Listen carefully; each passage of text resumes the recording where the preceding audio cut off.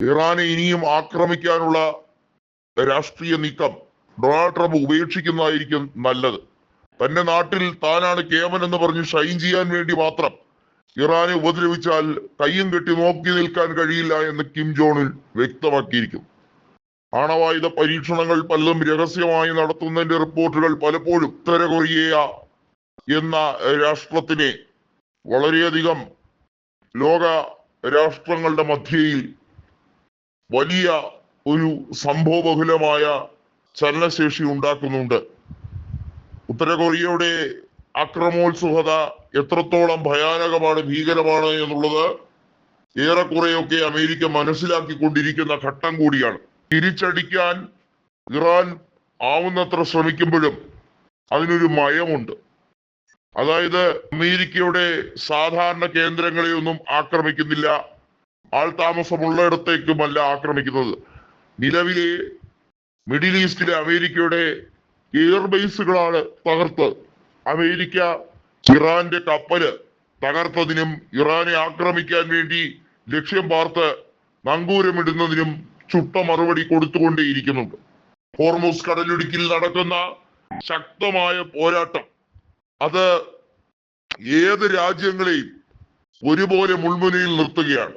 European യൂണിയനെ ആകെ വെട്ടിലാക്കിയിരിക്കുന്നു. അവർ ചർച്ചയിലേക്ക് വരാൻ താല്പര്യപ്പെടുന്നു.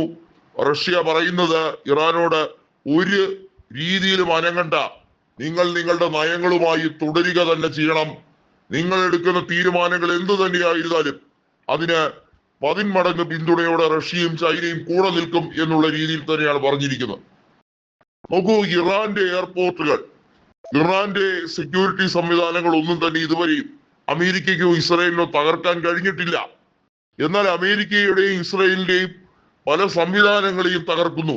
ഇസ്രായേലിലെ സെക്യൂരിറ്റി സംവിധാനങ്ങളിലേക്ക് ഇറാന്റെ നുഴഞ്ഞുകയറ്റം തന്നെയാണ് ഉണ്ടായിരിക്കുന്നതെന്നും ഇറാന്റെ അത്യാധുനിക മിസൈൽ സംവിധാനങ്ങൾ ഉപയോഗിച്ച് ഇസ്രായേലിന്റെ അയൺ ഡോമുകളെല്ലാം ഭേദിച്ചുകൊണ്ടുള്ള നീക്കം, വലിയ രീതിയിലുള്ള സ്ഫോടനാത്മക പരമ്പര തന്നെ ഇറാൻ നടത്തുന്നു എന്നതും ലോകരാഷ്ട്രങ്ങളെ മുഴുവൻ ഞെട്ടലിലേക്ക് ആഴ്ത്തിയിരിക്കുകയാണ്.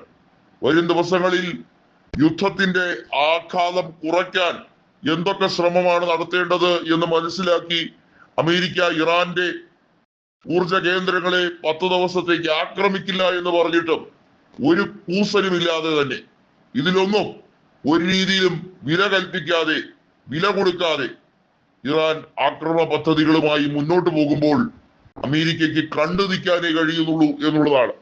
നോക്കി, ഇത്രയധികം ആയുധ ബലമോ സൈനിക ബലമോ ഒന്നുമല്ല പ്രധാനം, മനോവീര്യമാണ് പ്രധാനം.